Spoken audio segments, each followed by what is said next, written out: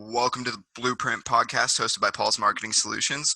On today's episode, we have world-renowned fine art photographer known for his Polygon exhibition and the project Ghost Houses of Kansas, owner of the Institute of Photography in Dublin, Ireland. Please welcome to the show my photography mentor, Mr. Dave Mckane. Thanks for being here, Dave. Oh, Zach, thank you so much for having me. Really appreciate it. Yes, of course, of course. So, since this is the first episode of the podcast, I kind of wanted to start by talking about kind of what I want you to go over today. And what I try to focus on with my brand is the creation of a brand, if that makes sense. So to me, you're excelling at that with the fine art style, the way you do things. But I wanted to talk to you mainly because I think you've built quite a brand around the Institute of Photography out in Dublin, and I think that it's going to be very beneficial, especially as we get into some more COVID-related questions and topics. And I talk to you about how you transitioned that business. But before we get into all of that, can you kind of run me through? You have an exhibition called Ghost Houses of Kansas. How does Irish gentleman like yourself wind up in the middle of central Kansas? It's the first question. Right. I was at, there's a regular annual event in Arlington, in Kansas, just southwest of Hutch. It's kind of about a 30-minute drive. And it's Shakespeare on the Porch. And it's wonderful. There's a bunch of kids and they rehearse a particular Shakespeare play and they do it on the porch of the family house. It's just amazing. So I was at that in October last, and I was explaining to somebody about this very thing, and I said that people always ask, when I tell them Kansas, they always respond with a one-word response with Why? a particular angle on their head. And they go like this: Kansas? Right? So the man I'm talking to, after, during our conversation, invites his wife over to join the conversation, neither of whom I've met before. And he explains that I'm from Ireland and I come back regularly to Kansas. And she looks at me and she goes, Kansas? Very common response. It just says everything. I'm actually, it was just luck. I was a foreign exchange student. I applied for the program for the school year 78-79. You apply for a country, so I applied for the US, convinced, of course, that it was California I'd be going to, just absolutely convinced. But with the algorithms then, interviews, interview papers, host family interviewed, me interviewed my family, blah, blah, blah. They joined me with this amazing family in Hutchinson, Kansas. And I am so glad I never went to California on that program, because I probably would never have had the connection long term. It would have been an amazing year for sure, but not the connection long term that the Kansas landing, the parachuting gave me.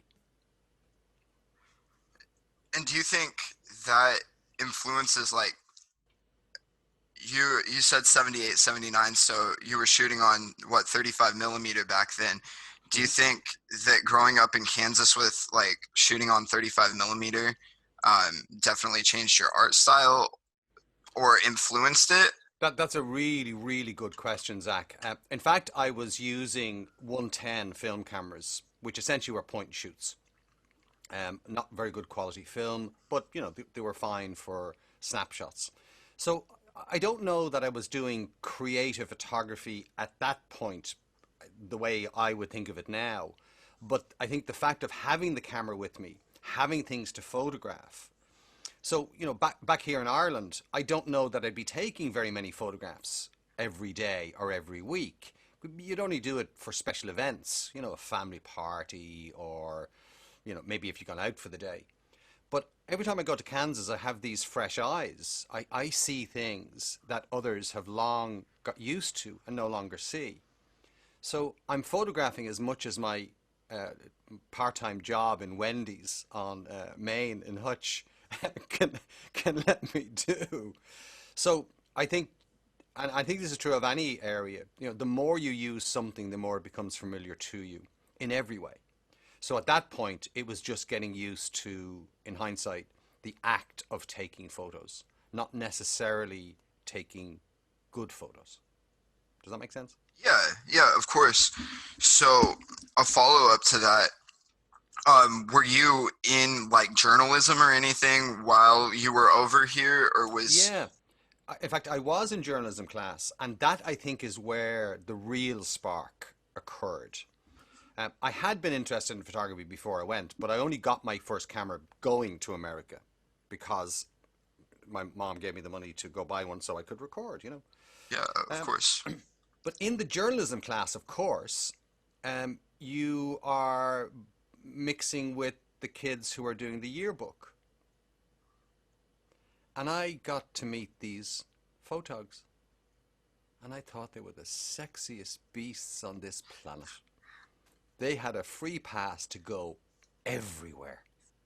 And Hutch had this amazing dark room, which had a non-door system that allowed you to walk in and around in a kind of an S shape with no doors needed because the way it's designed, the light is killed by those curves as you go through. It was like, this, what? And when I came back to Ireland, I was hooked and I was looking to find a way to get a good camera. I had a loan of one every now and then. But by the time I was 21, my parents had bought me my first film 35mm camera, and that was it. Took off from there, went to college, immediately started shooting in black and white, got my own darkroom. So the investment in time in Hutch with the point and shoot meant that I was ready to go to the next level, which was understand the technology, increasingly understand, which is the longer part, what am I pointing my camera at and why am I pointing it at it. Great, great. So we have 21, 20-year-old Dave with his first 35 millimeter. Um, what's he start doing? Does he just start taking pictures of anything and everything? Was there like, Street photography. For some reason, I have no clue why street photography was the thing that really, really drew me. I can't explain because nobody in my family is creative. Nobody in my extended family is creative. There are no artists, there are no photographers, there are no creators of any kind. And, you know, if there was any knitting or dressmaking, that was coming from poverty, you know, that you're doing it as a practical response to the inability to be able to afford certain things that you could make yourself. So they weren't doing it necessarily for the love of it. I'm not saying they didn't enjoy it, but they weren't. And I was just kind of this weird, strange creature, still am, that found photography almost more than an art form or a creative expression. It was almost a psychological support. And I don't know that I again understand why that is. Because I do believe that photography gave me an outlet that was hard to achieve in any other area without exceptional skills. Painting. You know, you really need to know your stuff if you're painting. And I didn't, and I don't. I can't draw a straight line with a good line with a pencil if my life depended on it. So the devices were allowing me this access to that creativity. And so, where does that come from? You know, I have conversations with friends about this, particularly those of us who have kids now, and are understanding that, you know, the nature versus nurture argument isn't an argument. It's nature. It's who you are as soon as you're born. and everything else is about knocking rough edges off you and giving you the right supports you might need. So I can only think that this is just something that is genetically inside me, and through a process of luck and determination, find the outlet that suits me. For sure, for sure. So when you're in your 20s, right? At what point do you think, this is kind of what I want to do for the rest of my life? This is kind of how I want to make my living, pursue my passion as a career. Hmm. I always hesitate talking about that part in front of an American audience. Okay? And I don't mean that in a negative way. Of course. I love photography so much that I make it hard for people to pay me for my photography. So in the 80s, as I'm out of college, the only real way to make money at photography at that point, and I think it's still true today, was on the key areas: weddings, family groups. We would call them over here as well, communion and confirmation. So we're a Catholic country, so where we were. So communions were a thing. So that's when you were taking your photographs. And no. There are people who love that. They eat it up every day. Go do it. I didn't want to. I didn't want that. I knew I didn't want that drudge. Yeah, I went through the exact same thing where I was like, I had shot weddings with my mom. I had done a couple of senior photo opportunities, and it's just not it for me. Yeah. And there's no attempt here, I think, I think you'd agree with this. There's no attempt to denigrate those people who enjoy No, that. no, No. absolutely not. In fact, kudos to them because I can't do it. The people that can position kids like it's nothing, I have no ability to control kids whatsoever Yeah. when I'm photography, Yeah. taking pictures. So So to kind of do a fast speed through, where it came up to having the school, the photography school that I run and own, is that so I rejected photography as a way to make a living. Okay, just rejected it. Um, Street photographies don't sell. I knew that. I just so there was going to be it was going to be very poor and hungry Dave Mckane hanging around the place if he was going to try and do that.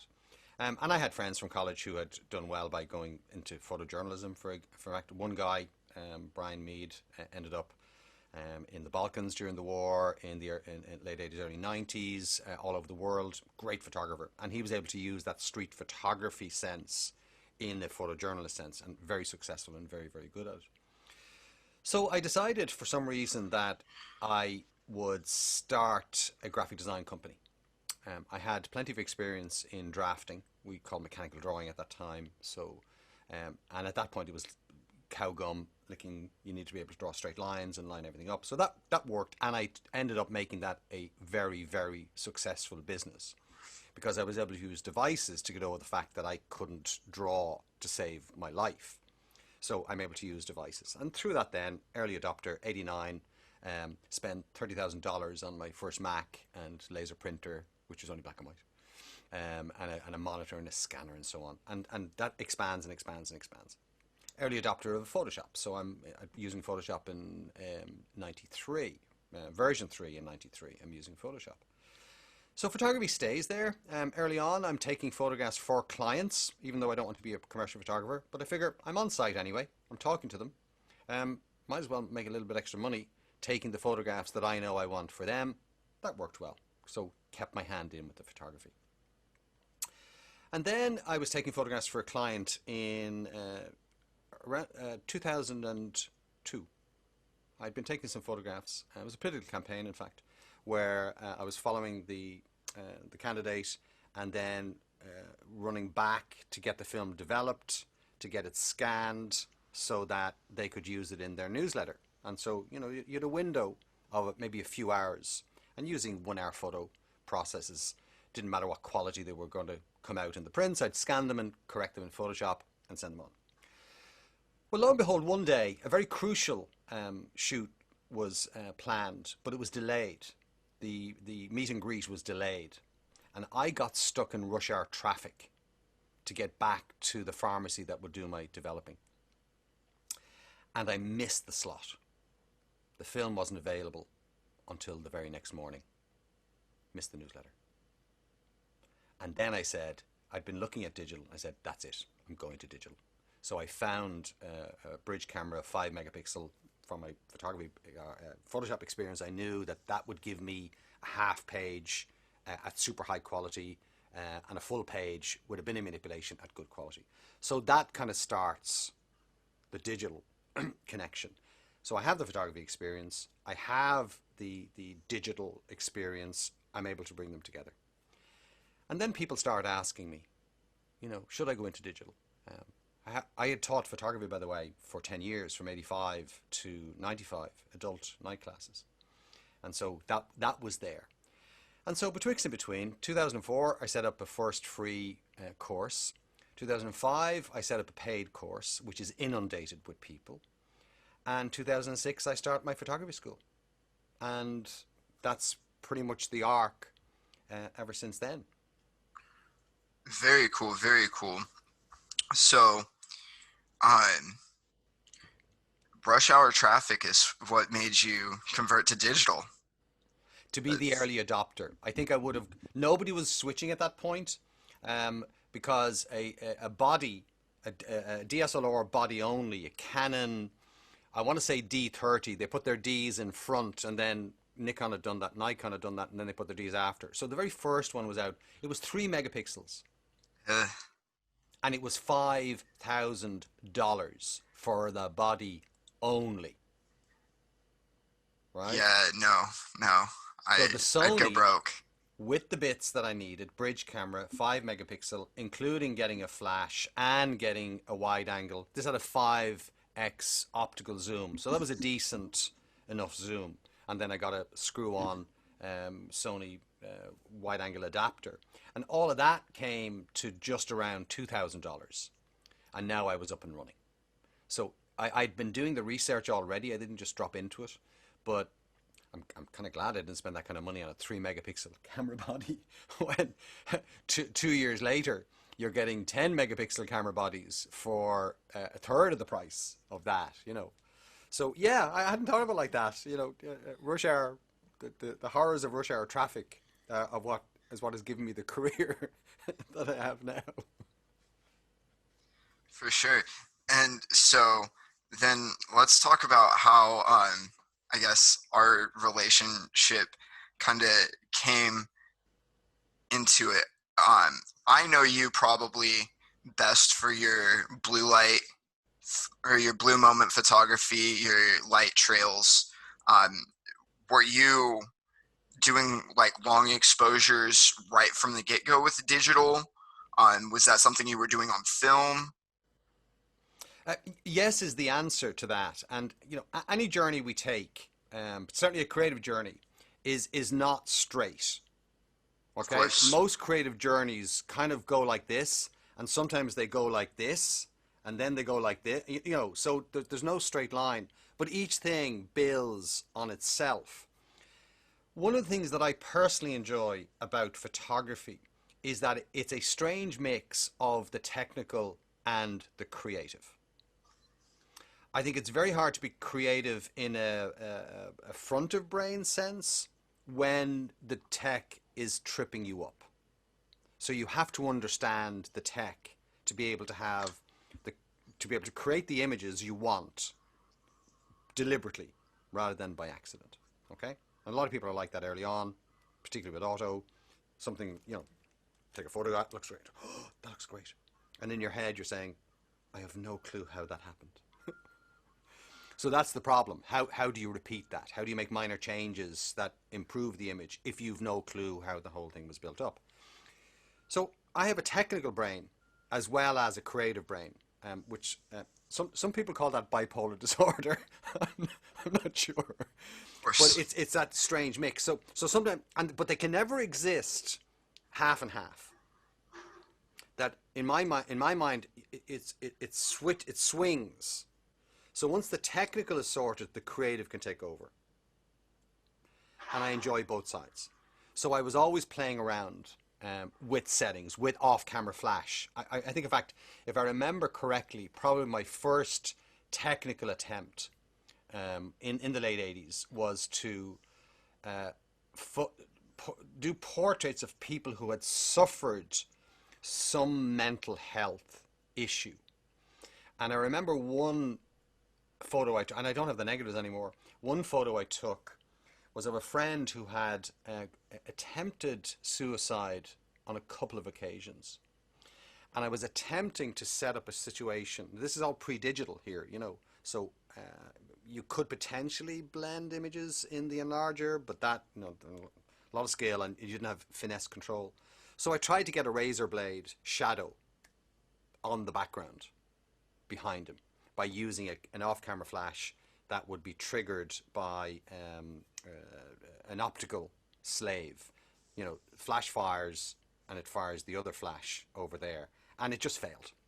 My technical skills were not up to the task.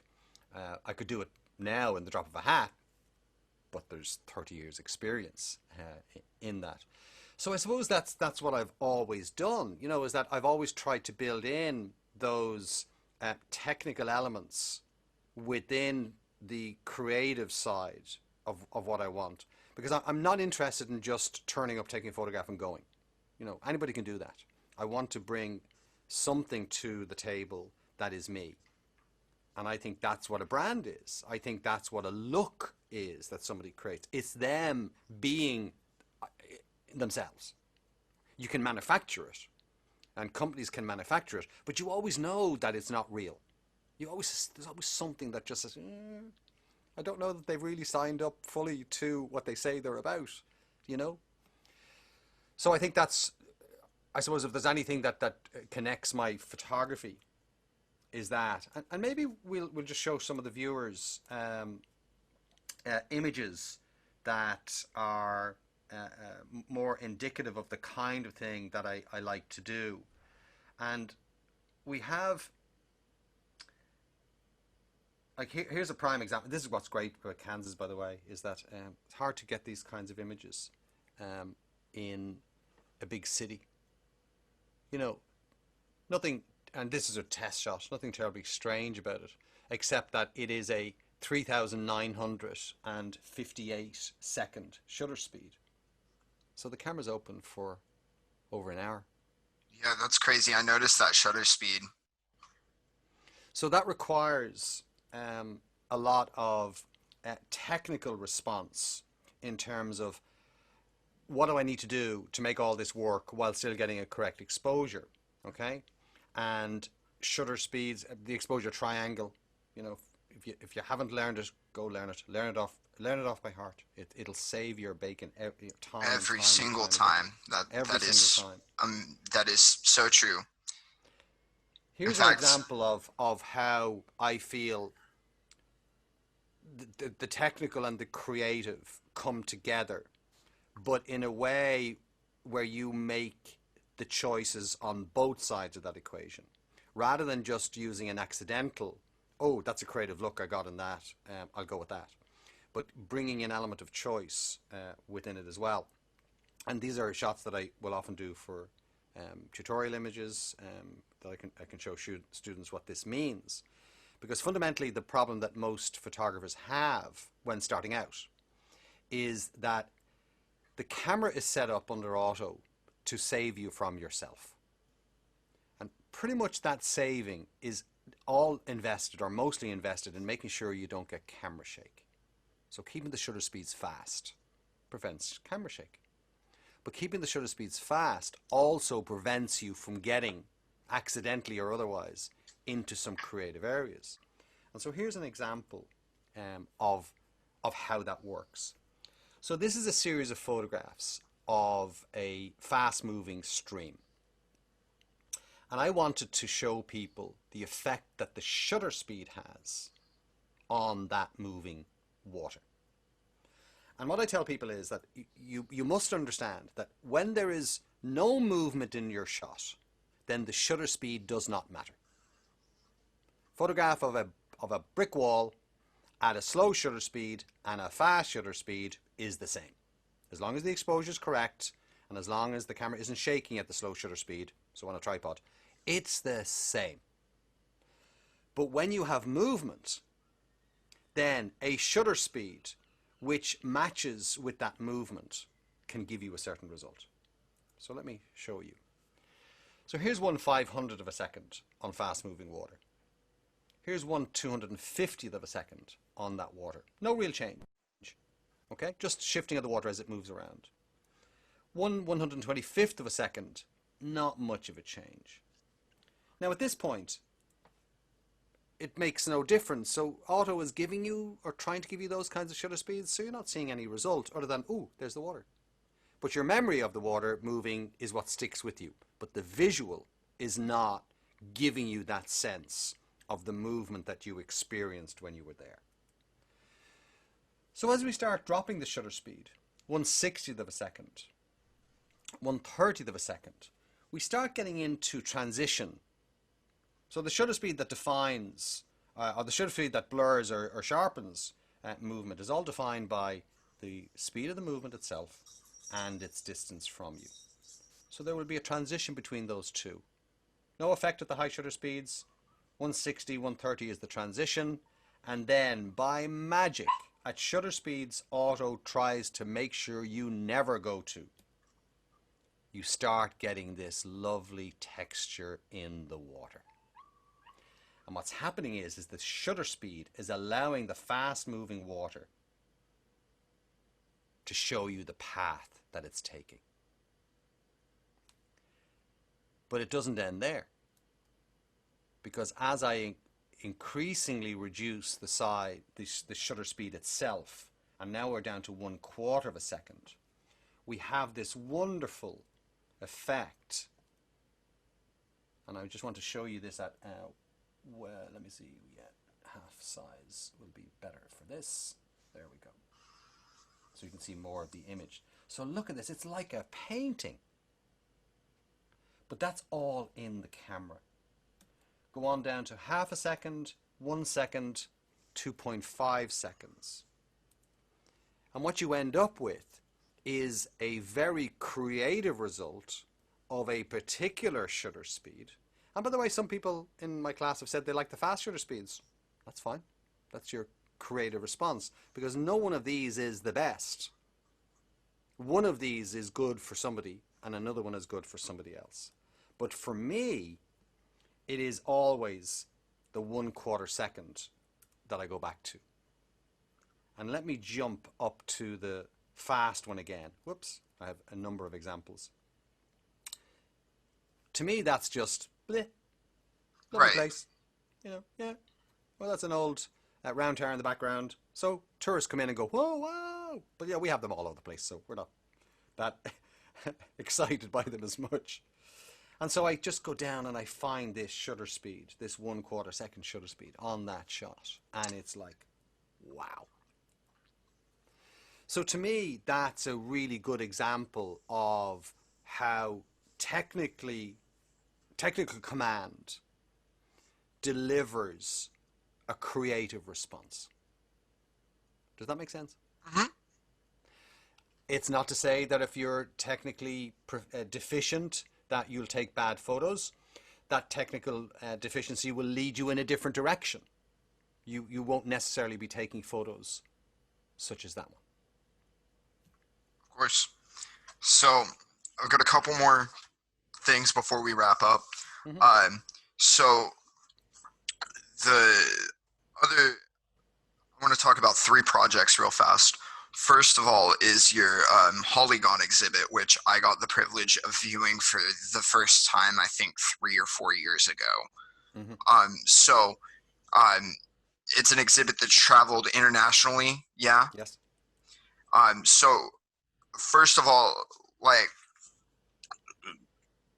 for those of you, or for those of us who haven't seen Polygon, can you kind of give a brief explanation um, about it?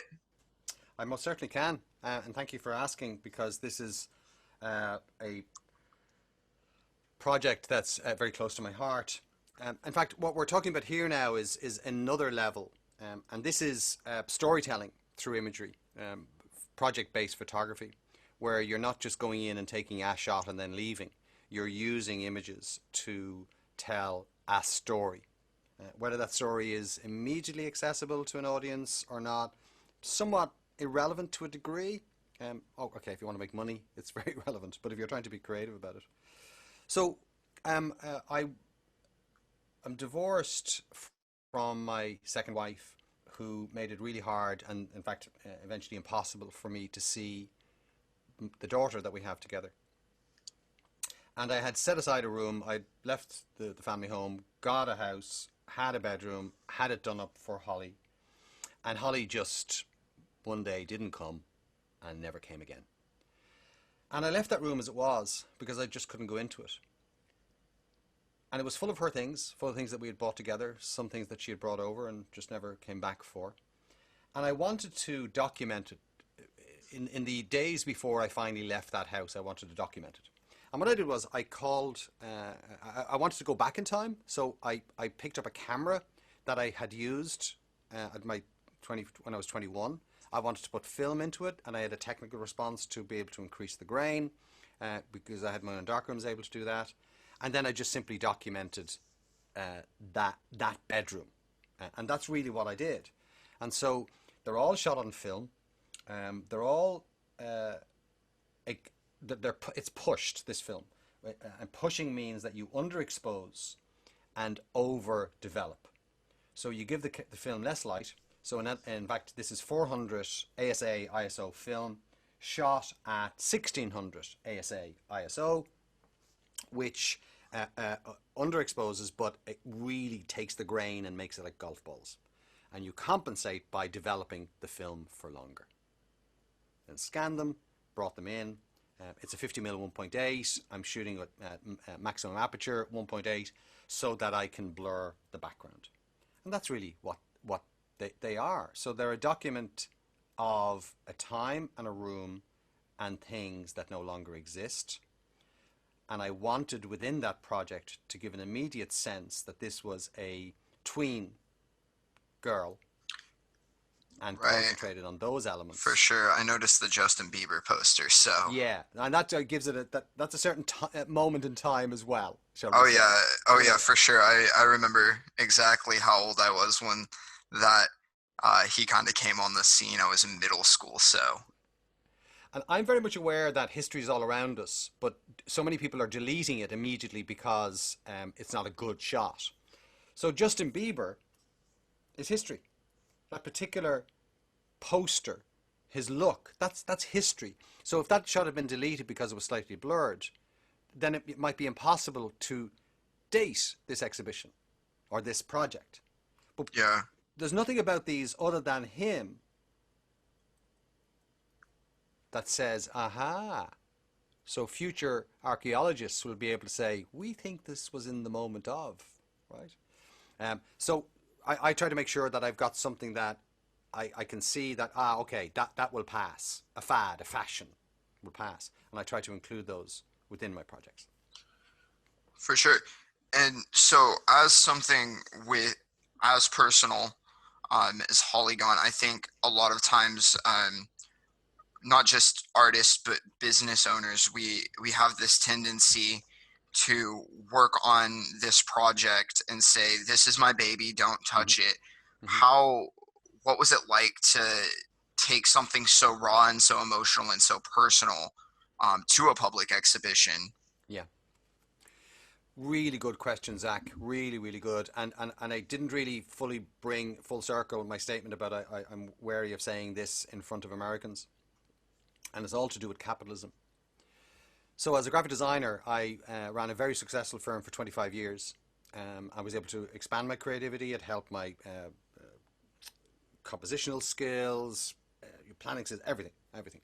But being a graphic designer, which I think is the same as a commercial photographer, turns you into a visual prostitute. You have good work that's rejected and a part of you dies.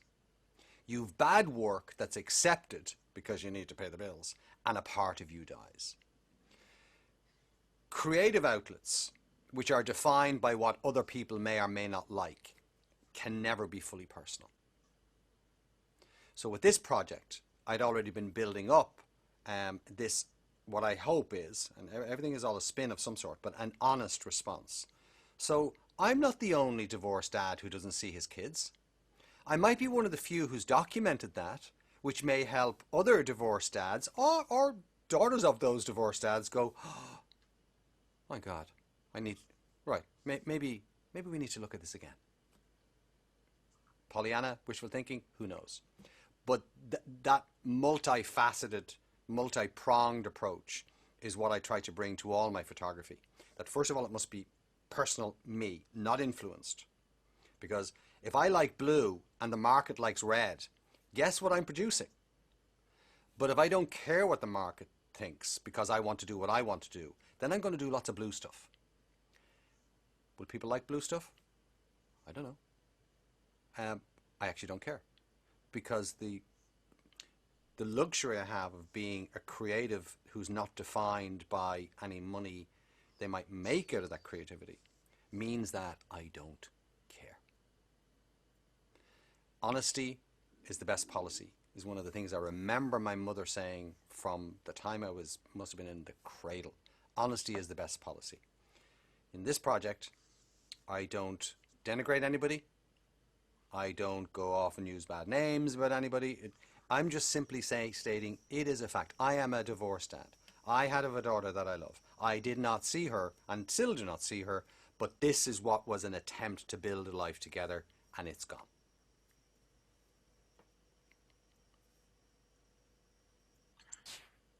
Perfect. So you're talking about how um, you not caring what the world thinks outside of your creativity. Has that set you free more to kind of do whatever you want? And Yes. Yeah. Oh my gosh. I'm saving all those psychiatrist bills. right, right, Because I do actually believe that a proper expression of creativity, while it certainly can't make up for physical issues, chemical imbalances that are there within a particular person, they can help, and there's proof of that. I think that when you just you're just a general person that suffers from a range of emotions, and if you're an overthinker, that's always dangerous, which I am, then this, for me, with no compromises. I'm also I try to make things happen, which means I am more likely to accommodate other people in a major way, sometimes at the expense of myself. But my creativity has this big wall around it. Nobody gets in, and I don't work with partners that often because there's even a compromise there, and sometimes I do with the right people. So to me, that this is a document, and these are documents of this is what I think is an interesting image or series of images. Like it if you like it. Don't like it if you don't like it. The job is done once I've produced the image. so next I want to kind of touch on your ghost houses of Kansas. That's one of my personal favorites. I absolutely love that photo series, especially being from Kansas and driving past all of these little towns, these no-name towns that don't even exist anymore. Part of my family is buried in a town that doesn't even exist anymore. Um, so, what was kind of your drive, your inspiration to take pictures of these ramshackle houses in the middle of a Kansas prairie? I wanted to do an American project. So 2008, I start going back regularly. My host dad, my American dad, took ill very suddenly in November 2008. At that stage, I had been back to Kansas on 3 separate occasions. First, 10 years after high school, 89, twice. In fact, 4. No, Three, yes. And then back in 96. So I hadn't been, I'd been away for a while, was looking to go back, didn't make it that summer, it was very hot. Translucent skin and Kansas July, August weather does not I'll go well together. mix. Dad took ill. Found out on the Wednesday. On the Friday, I'm on a plane. I spend the weekend there. Get to thank him. Come back, but reignite the relationship I have with my host brother, Jeff Hoyt, who's 6 months younger than me. And I promised him I'd come back and spend more time, which I did that January of '09. And then I began. I'd really like to do an American project, but I don't want to do the typical. I don't want to do the street signs and the stop signs and the cars. I want to do something different.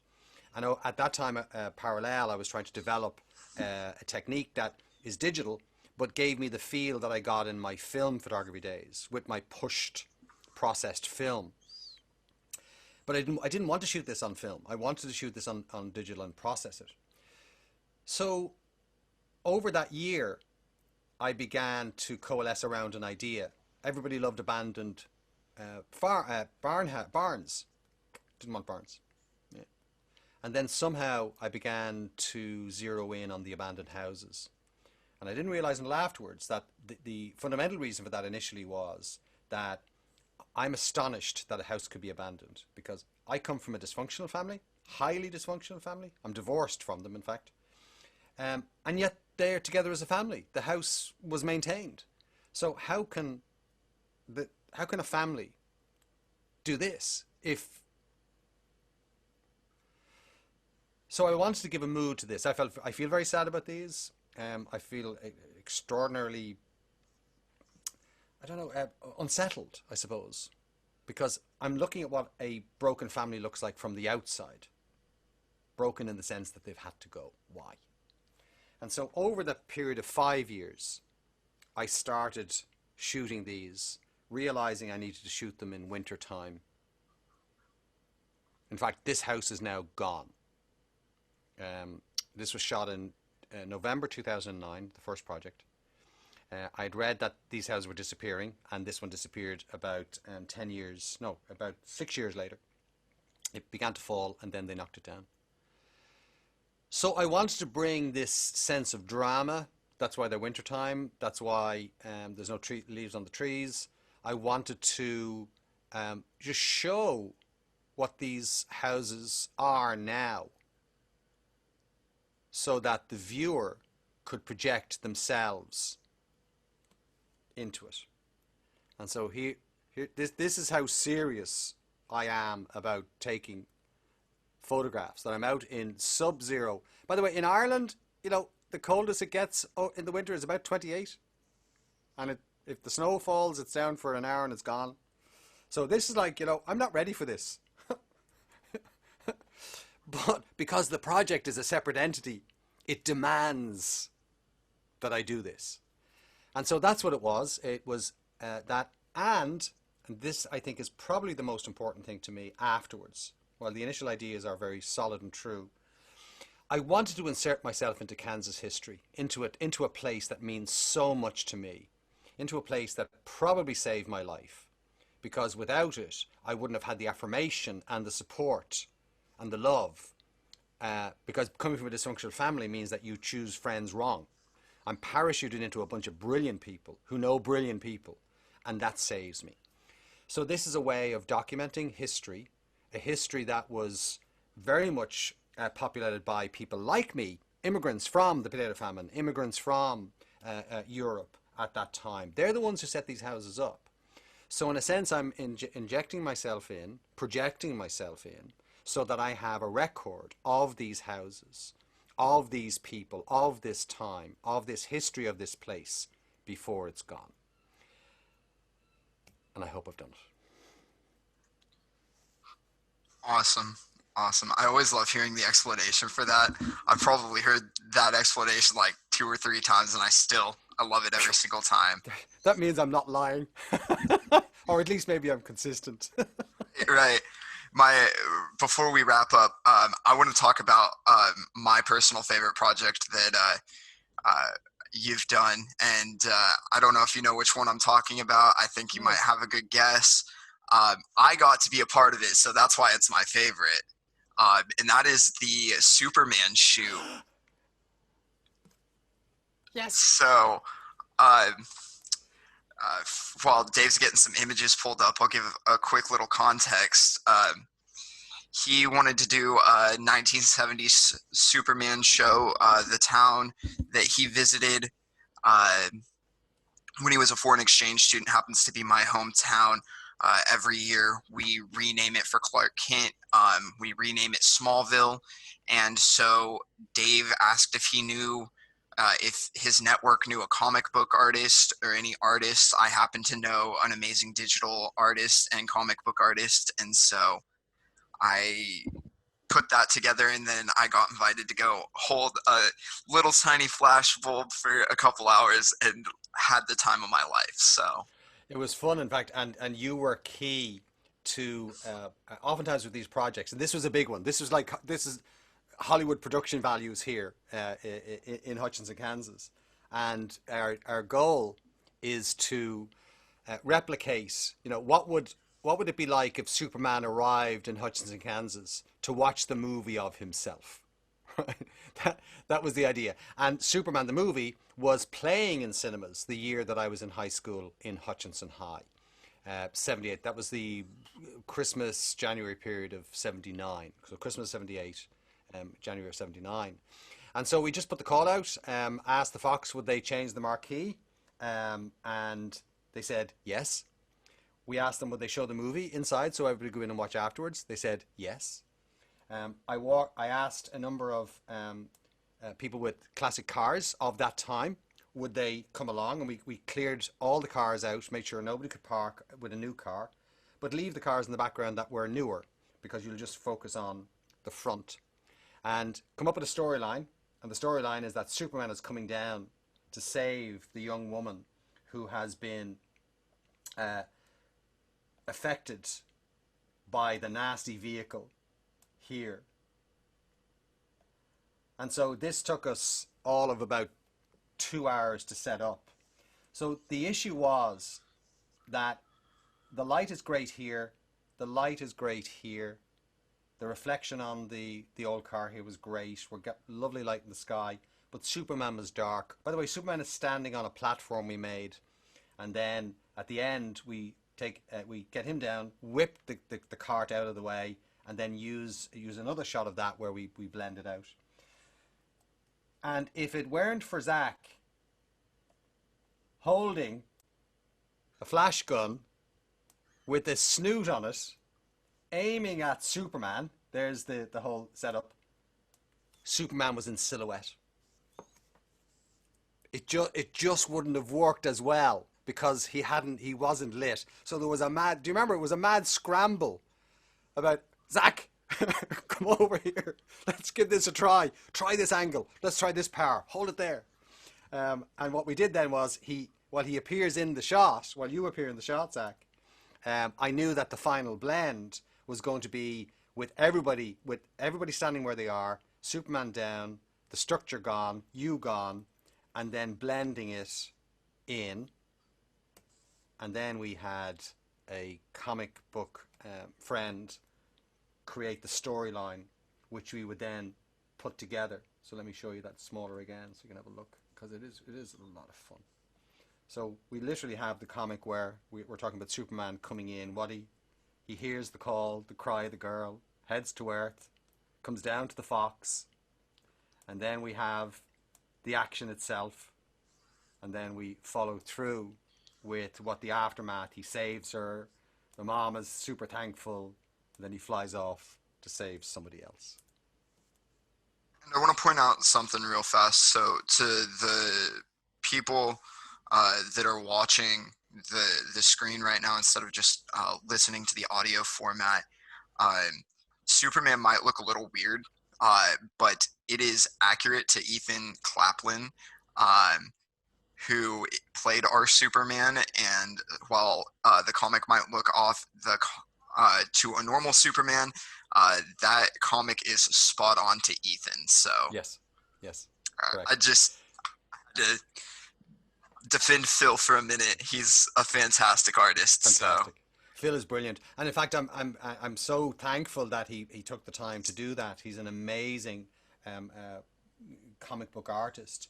But I'm actually proud to announce, and this is an exclusive on your program, oh Zach, yes, is that yes, we have a second artist who had prepared a comic strip as well. Our intent was to get a number of comic artists to involve. So we have another one that follows the same theme, 3 panels before, 3 panels after, with the color photo in the middle. So I'll be launching that next week. So once I have that, I'll send you the image, and maybe you can let your viewers of see course, that, and we'll have the two side by side. The intention wasn't to go better or worse, it was just to allow comic book artists to interpret the main picture with a similar storyboard and then see what they come up with. of course, of course. And I know COVID's got us a little cooped up. I know you can't. You're supposed to be in Kansas right now. Don't depress me. Unfortunately, I'm sorry, buddy. But I wanted to talk about you completely switched IOP from brick and mortar to digital in the middle of the pandemic. So, Yeah. what, as a business owner, what was that like? Um, what was the decision involved? How did you make that decision? The decision was forced on me by market forces about nearly 5 years ago.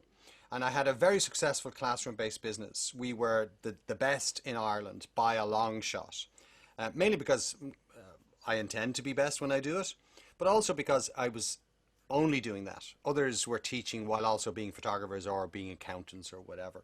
So I was just devoted to doing that. But then digital disruption comes along, which first allowed me to set up a photography school and then allows other photographers to, particularly as social media came along, to set up themselves with maybe small numbers of courses, use social media to get their audience, so that I was being eaten away bit by bit by photographers who might only be doing 1 or 2 courses a year. And I was running Monday through Thursday and weekends all through the year, except maybe for the Christmas period. That'd be the only time we wouldn't have courses. So 1 or 2 of those photographers was never going to be an issue. But suddenly there were thousands of photographers giving classes, 1 or 2 every month or every 6 months. That was enough to just cut away the fat and made it very difficult. So I made a decision to go online, close down the school, continue to do some tutorials, and was developing a recorded online, which is what you see here. I wanted to replicate what I had in class, which is that I could get up close to a camera to show you the buttons that might be on a camera, or, well, maybe not on your camera because you're not here, but I could go in that close to somebody. So I've created a situation of camera 2, camera 1, and you've seen me hop over to my computer, which I would show students up on a large screen. The intent was to actually record and put those out, because that's now a recognized way of getting online learning. But COVID comes along, and then suddenly everybody, I'd been researching Zoom already, and then suddenly COVID comes along and everybody's using Zoom. Classrooms are closing down and they're transitioning over to using Zoom to deliver. So the two all came together. I had a structure, a TV studio that was designed with high production values to be broadcast quality, to mimic the effect of a classroom-based learning experience, which suddenly somehow seemed to perfectly blend into a Zoom live recording scenario. So that's where we're at, and I'm at the very start of that now, because there were still things. I'm not looking at the camera. I'm trying to look at the camera, but Zoom is down here, and my laptop screen is up there. So I've got this bank in front of me that allows me to connect directly with my students, and then I can see on a big screen below the main screen the students on that. So I can see them when they say, hey, this is my camera. I don't seem to have anti-shake on mine. And they can show me that. And I can see it live. So that's kind of where it's at the moment, at the early stages of the marketing, which has changed a lot in 4 or 5 years. Google AdWords looks completely different. Facebook ads are so much easier to use and to target. So it's really exciting for And me to be in this new phase now. That means that I can be in Dublin while still connecting to a worldwide audience. And then when I'm allowed, go back to Kansas, because the flights were cancelled the day my flights were due to go out the day that America closed down its airspace to Europe. So I'm stuck. I can't get back in, not for a while. But when I do, I'll be able to bring all of this over to Kansas and still connect with that audience wherever they are, because all I need is a fast internet connection. right,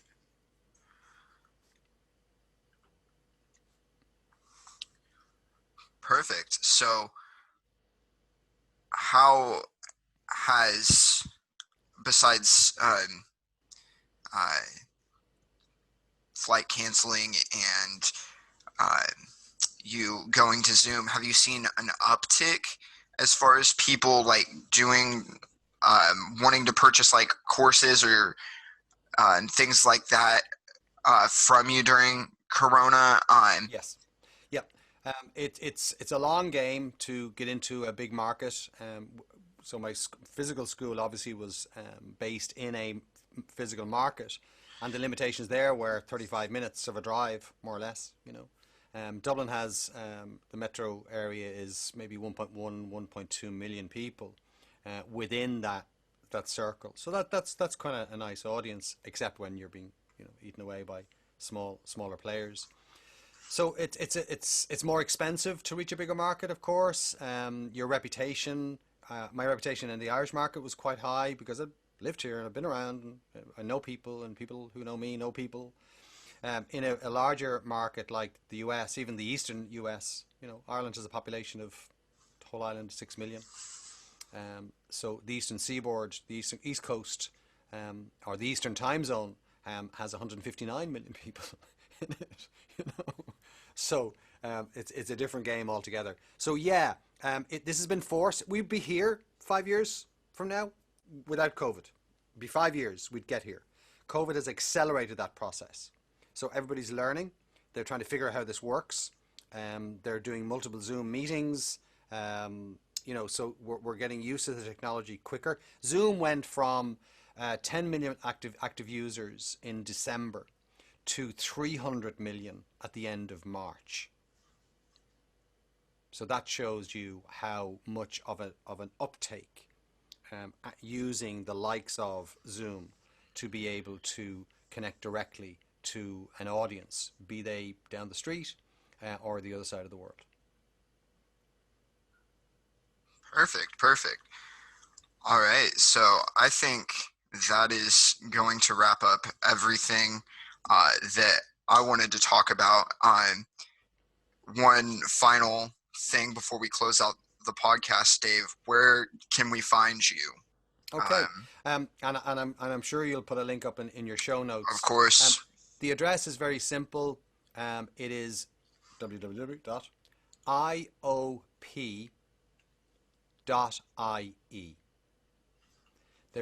The main website is longer, but it redirects to that. So that's a very simple 5-letter plus a period. iop.ie. The IOP stands for Institute of Photography, and iop.com is long gone. But the .ie is the Irish domain. And For so sure. because I'm registered here, you're not allowed to just go in and just take any old name. You have to have proof that you are entitled to that name. And of course, with the business name registration, I am. So iop.ie brings you straight through to IOP Online. Perfect, perfect. Well, thank you so much, Dave. This has been amazing. Thank you so much, Zach. I really appreciate this opportunity, and I truly value those insightful questions that Yeah, you've no problem. asked, because it helps prompt me. I don't know that you can prepare for an interview like this. You need a good interviewer who's able to kind of guide you and direct you, and it's their questions when they're good that make your response better. So thank you. I really appreciate that. Yeah, of course. Thank you so much, Dave.